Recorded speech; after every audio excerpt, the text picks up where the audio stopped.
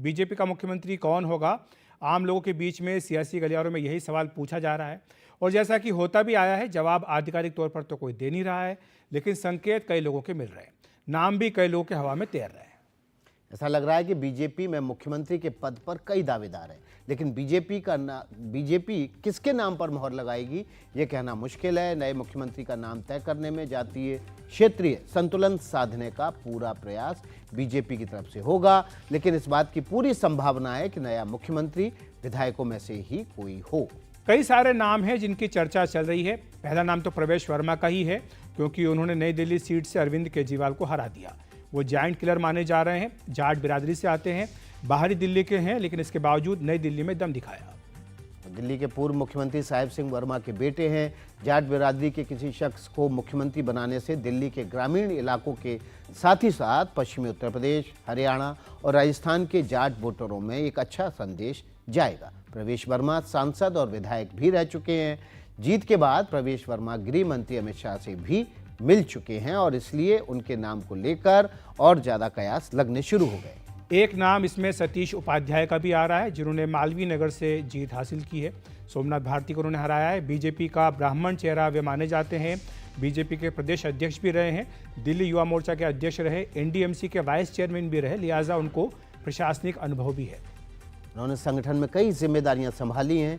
मध्य प्रदेश के सह प्रभारी रह चुके हैं। इसके साथ ही साथ उनके आरएसएस से करीबी रिश्ते हैं। एक नाम इसके अलावा आशीष सूद का भी है, जो कि बीजेपी का पंजाबी चेहरा है। वो डीयू के अध्यक्ष रह चुके हैं, निगम पार्षद रहे हैं, साथ ही वो दिल्ली बीजेपी के महामंत्री भी रह चुके हैं और फिलहाल गोवा के प्रभारी और जम्मू कश्मीर के सह प्रभारी। कई केंद्रीय नेताओं के साथ आशीष सूद के करीबी रिश्ते हैं। इनके अलावा एक और नाम लिया जा रहा है, वो है जितेंद्र महाजन का। ये वैश्य समाज से आते हैं और मुख्यमंत्री पद की लड़ाई में डार्क हॉर्स साबित हो सकते हैं। वो पहले भी विधायक रह चुके हैं और आरएसएस के करीबी माने जाते हैं। देखिए, विजेंद्र गुप्ता जो कि वैश्य समाज से आते हैं, दिल्ली बीजेपी के अध्यक्ष रह चुके हैं। आम आदमी पार्टी की लहर में भी वो लगातार 2 बार विधानसभा चुनाव जीत चुके हैं।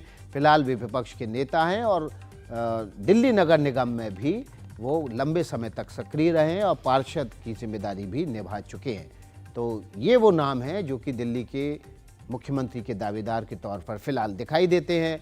हालांकि बीजेपी के एक वरिष्ठ नेता का कहना है कि हमारे 48 मुख्यमंत्री जीते, इनमें से कौन मुख्यमंत्री बनेगा ये समय तय करेगा, लेकिन रोटेशन पर नहीं होगा, ये बात पक्का है। संजय जी, आपकी पिक, आप किसको चूज करेंगे इनमें से, या कोई और दूसरा नाम लेके आएंगे? मैं ये हिमाकत नहीं करूंगा कि जिन्होंने भी किया वो फेल हुए, तो ये हिमाकत करना लाजमी नहीं होगा। या यूं कहेंगे जिसका नाम ले लें उसकी कट जाएगा।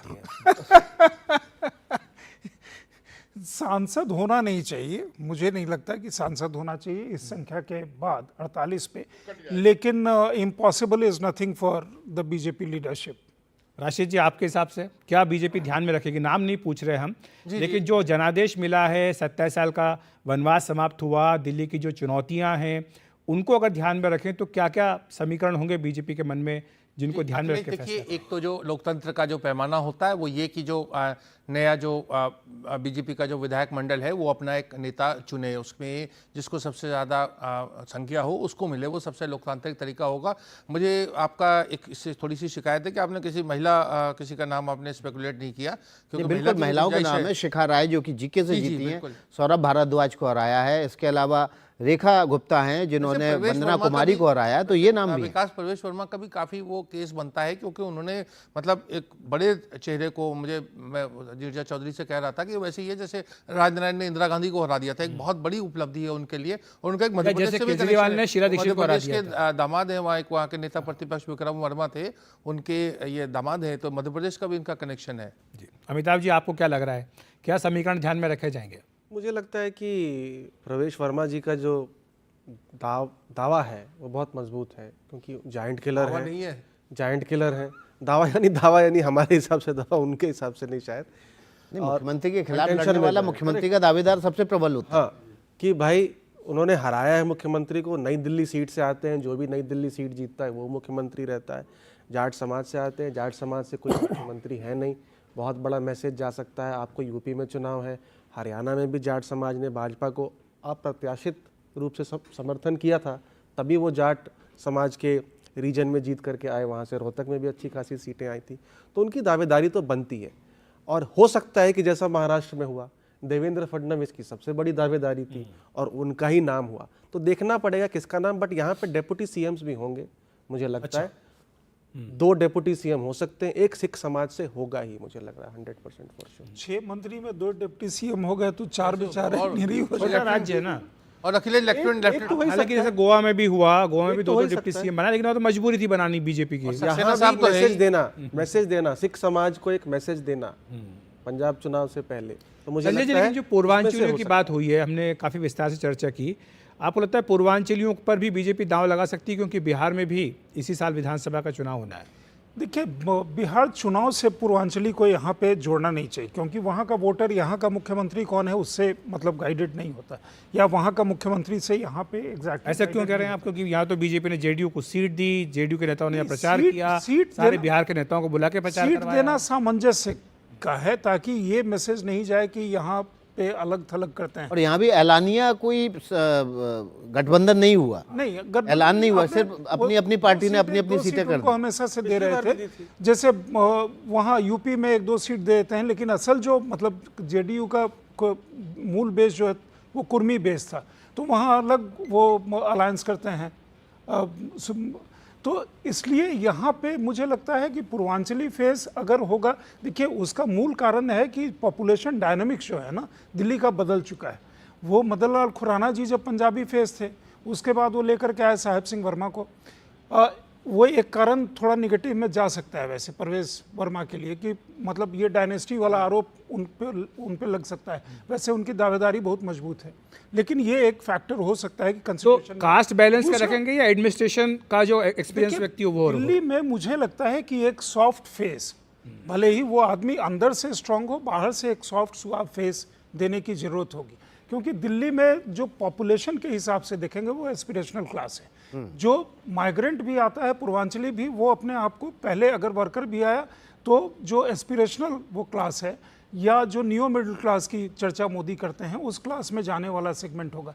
तो लॉन्ग टर्म पर्सपेक्टिव के हिसाब से ऐसे व्यक्ति को चुना जाएगा जिसका फेस जो है ज़्यादा एक्सेप्टेबल फेस हो, काम की वो नियत हो, और बाकी चीज़ों में मतलब मैसेजिंग के। तो आप ये कह रहे हैं कि कोई महिला भी हो सकती है मुख्यमंत्री, या फिर कोई सिख भी हो सकता है? मनजिंदर सिंह सिरसा का नाम भी लोग ले रहे हैं। सिरसा बहुत सक्षम नेता हैं। सिरसा अगर सिख मंत्री तो निश्चित रूप से मेरे ख्याल में उनको होना चाहिए।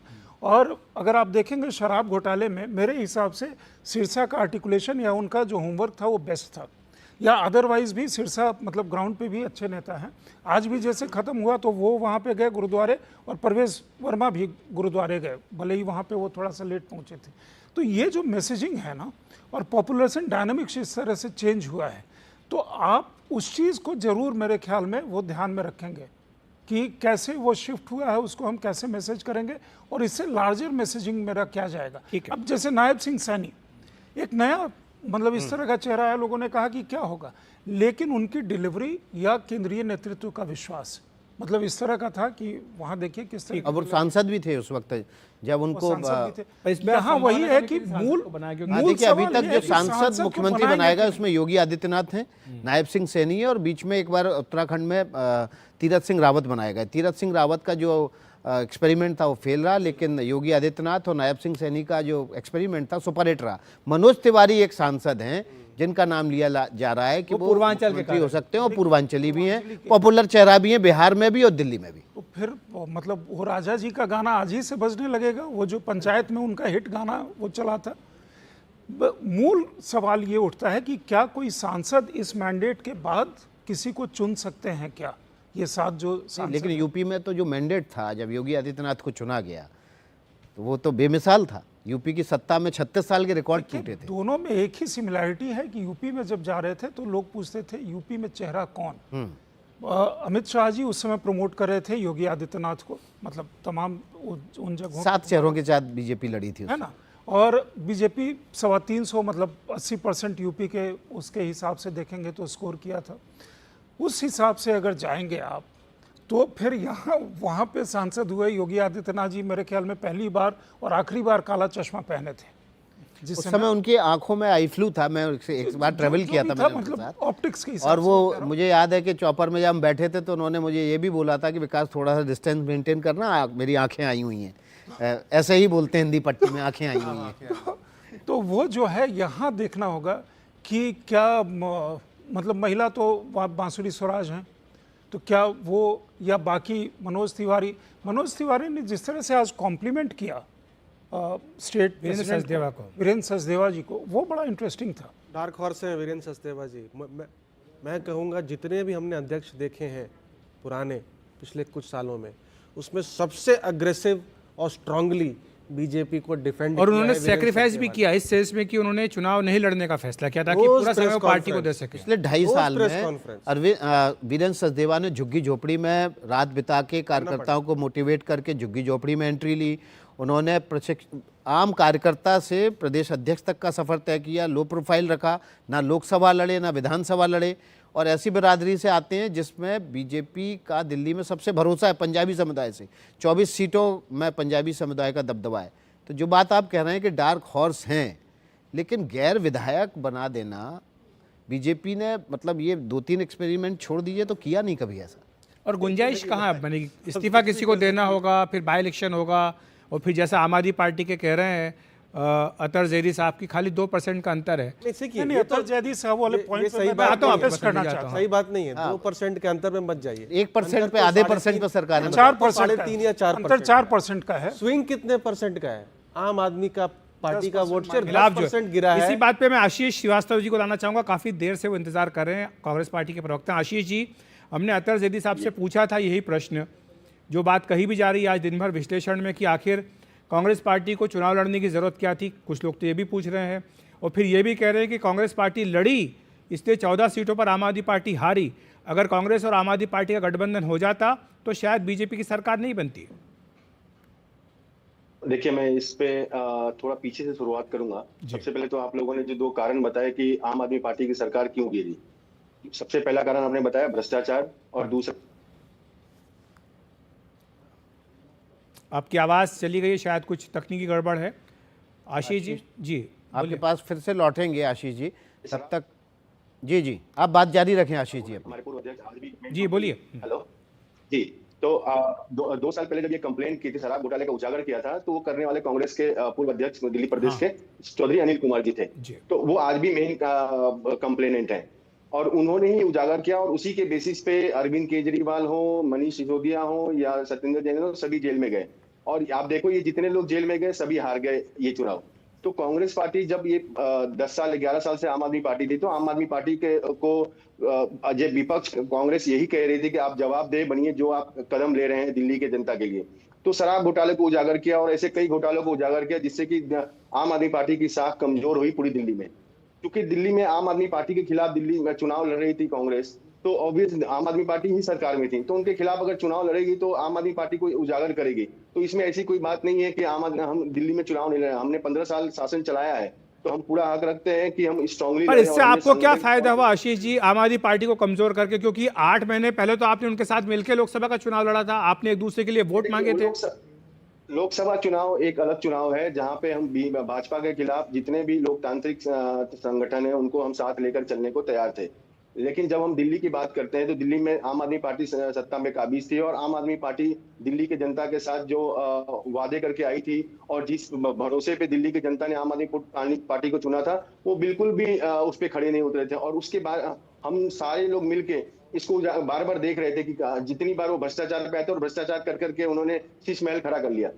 तो ये सब मुद्दे, हमारा फर्ज है, हम एक पॉलिटिकल पार्टी है, और हमारा फर्ज है कि हम ये जो भी सत्ता पक्ष में पार्टी बैठी है, हम उनको जवाबदेही बनाएं कि आप जो काम कर रहे हैं वो जनता के पक्ष में करें, ना कि उनके विरोध में।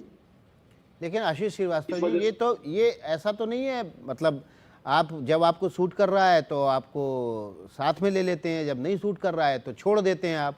पहले आपको, और इसी छोड़ा छावड़ी की वजह से पहले हरियाणा में आपको मुँह की खानी पड़ी, और अब अरविंद केजरीवाल को दिल्ली में मुँह की खानी पड़ी। हारने से तो अच्छा है ना, थोड़ा गम खा लें। राजनीतिक गठबंधन है, और उसमें कहीं भी अपने समझौता नहीं हो सकता। जहाँ पे कहाँ पे करना है और कहाँ पे नहीं करना है वो हमें उनके स्थिति को देखते हुए करना पड़ता है। तो ये राजनीतिक गठबंधन टूटते रहते हैं, लेकिन कभी भी आइडियोलॉजी नहीं टूटती है। तो हमारे आइडियोलॉजी के साथ ही हम लोकतंत्र में अच्छा, एक चीज लोकसभा बताइए, आज चुनाव वॉर लड़ते हैं। रूम की आपकी तस्वीरें आई थी जिसमें कांग्रेस के तमाम नेता ताली बजाते हुए, नाचते गाजते, झूमते दिखाई दिए थे। ये नाचना गाना झूमना अरविंद केजरीवाल की हार पे था या कांग्रेस का वोट शेयर 1.5% 2% बढ़ गया उस खुशी में था? नहीं, ऐसी कोई बात नहीं। किसी को वहां पे किसी दूसरे मुद्दे पे ये खुशी मनाई गई थी। ऐसा नहीं है कि चुनाव में हार जीते तो हम एकदम मायूस होकर ही बैठेंगे। इसके अलावा भी कई ऐसे मुद्दे हैं जिसपे कि हम खुश हो सकते हैं। तो उससे ऐसा कौन सा कारण था जो आप बताना नहीं चाहते? खुशी तो बांटिए, बढ़ती है। ये न्यूज में पब्लिक में बोलने के लिए नहीं है, ये आपस की बात थी। ऐसी कौन सी उसमें खुशी कोई थी? ऐसी बड़ी बात नहीं। ऐसी क्या खुशी थी जो पब्लिक में बोलने के लिए नहीं है और उसका बहुत वीडियो सारी- जारी बहुत करने सारी- के लिए है? बहुत सारी खुशी ऐसी होती है। तो खुशहाल वीडियो दिखने चाहिए कम से कम जनता को भी। कांग्रेस इतनी भी मायूस नहीं है एक जीत और हार से। कमाल ऐसी है। बात नहीं है कि निजी रूप कांग्रेस से आपसे मायूसी जरूर में जानना लेकर चाहेंगे कि ऐसी कौन सी खुशी थी। हैट्रिक तो हुई है ना। अतर जी, आप भी जाना चाहेंगे कि आप भी उनकी खुशी में शामिल होना चाहते हैं? विकास एक उर्दू का एक शेर है कि कांग्रेस की जो परफॉर्मेंस के ऊपर कि अब इतनी भी मैसर नहीं मैखाने में जितनी छोड़ दिया करते थे हम पैमाने में। तो ये आत्मचिंतन नहीं हो रहा है कि देखिए जीरो। अब जनाब रमेश कह रहे हैं कि साहब सदन में हमारा प्रतिनिधित्व नहीं है लेकिन राज्य में होगा। राज्य में कैसे होगा? लोकतंत्र में तो सीट मायने रखती है। सीट नहीं आई, तीसरी बार नहीं आई। 5 राज्य हैं जहां कोई विधायक नहीं है। तो ये बात और उसके बाद खुशी मनाए। अगर वहां किसी का जन्मदिन है तो वो बता देना चाहिए कि उसका वहां जन्मदिन था, कोई शर्त जीता। बिल्कुल। जीरो से नीचे नहीं गए, क्या इस बात का सेलिब्रेशन था? सर जीरो की हैट्रिक है। जीरो के नीचे क्या है? डबल पार्लियामेंट और बस क्रिकेट में वो पेयर होता है, ये 3 जीरो का क्या मतलब क्रिकेट होता में होता है आशीष जी कि कुछ बोलना हैट्रिक चाह हो रहे गई बॉलर की तो खुशी मनाता है वो। देखिए, मैं एक चीज आज जीत बताना और चाहूंगा आंकड़ा मायने नहीं रखता है। उसमें दो प्रकार के जो होते हैं। जीत के आई एक है पार्टी, आत्मसंतोष, आगे एक 5 साल तक क्या काम दुष्संतोष। करेगी तो वो जरूर कांग्रेस मायने आज रखेगा और इसके लिए दुष्संतोष पर जवाबदेह जश्न मना बनाएंगे। रही थी कि हम नहीं जीते लेकिन केजरीवाल को हरा दिया। तो ये दुष्संतोष इनके लिए बहुत सेटिस्फैक्टरी चीज था। इसी पर ये सारा जश्न हो रहा था। मैंने भी अतर्यति बहुत जी, कांग्रेसियों को सुना है। आपकी हार पे खुशी मना रहा था कांग्रेस वॉर रूम, ये कहना है बीजेपी नेता का। नहीं देखिए, वो अब उनकी पार्टी का अपना इंटरनल है। अगर वो खुशी मना रहे हैं तो ठीक है। अगर उनको लगता है कि उनको खुशी मनाने का वक्त है कि वो जीरो पे थे और जीरो पे ही हैं और उनको खुशी मनानी चाहिए तो बिल्कुल मनानी चाहिए। वो उनकी अपनी सोच है। लेकिन हम इस आज भी शुक्रगुजार हैं दिल्ली की जनता के कि हमारी एक नई पार्टी बनी थी। किसी ने सोचा भी नहीं था और दिल्ली की जनता ने 2013 में आशीर्वाद दिया, अरविंद जी को मुख्यमंत्री बनाया। उसके बाद 15 में थम्पिंग मेजोरिटी दी, 20 में थम्पिंग मेजोरिटी दी। तो हम अतर जी, आपने जो शुक्रगुजार 2% का कहा ना कि केवल 2% का गैप है, उस पर संजय सिंह हमारे साथ बैठे हैं, वरिष्ठ पत्रकार, वो कुछ कहना चाहते हैं। सर जी, आप कह रहे थे दिल्ली की जनता के खास शुक्रगुजार हैं। आप क्या इस बात के भी शुक्रगुजार हैं कि अरविंद केजरीवाल को जनता ने हरा दिया, आपके मनीष सिसोदिया को जनता ने हरा दिया, सौरभ भारद्वाज को हरा दिया, पूरी आपकी लीडरशिप का सफाया कर दिया? नहीं देखिए, जब हार होती है तो इस देश ने इंदिरा गांधी जी को भी हराया है, इस देश ने बड़े बड़े नेताओं को हराया है। तो हार जीत तो जब आप चुनाव में जाते हैं तो ये तो चुनाव का नियम है कि कभी आप जीतते हैं कभी आप हारते हैं। लेकिन हार से आप निराश हो जाते हैं, वो हमारे अंदर नहीं है। अगर हम हारे हैं हम उसको बिल्कुल एक्सेप्ट कर रहे हैं। हम मान रहे हैं कि हमसे कुछ गलतियां हुई होंगी, हम लोगों तक अपना मैसेज पहुंचाने में कामयाब नहीं रहे। हम आत्ममंथन करेंगे। हार जीत तो देखिए, इस देश में बड़े बड़े नेता हारे हैं और इसको एक नई शुरुआत की तरह हम लेंगे और हम इसमें आगे देखेंगे कि हम और बेहतर क्या कर सकते हैं। लोगों तक जो बात हम नहीं पहुंचा पाए उसको आगे किस तरह से पहुंचा सकते हैं। और जो भी चुनाव होगा आने वाला, हम तो बहुत नई पार्टी है। हम तो एक तरह से न्यू बॉर्न बेबी आप कहें, 10-12 सर साल अभी पुरानी कभी पार्टी न्यू है। बॉर्न आपका अभी तो बहुत लंबा सफर तय करना है। अभी तो बहुत आगे चुनाव लड़ने हैं, पार्टी को बहुत आगे जाना है। तो ठीक है, दिल्ली की जनता ने हमें ये मैंडेट दिया है, इसको हम सरमाथे रखते हैं और आगे फिर से तैयारी लेकिन करके अतर फिर से जी, लड़ेंगे। मैंने आज इंटरव्यू किया हरदीप सिंह पुरी का, केंद्रीय मंत्री हैं।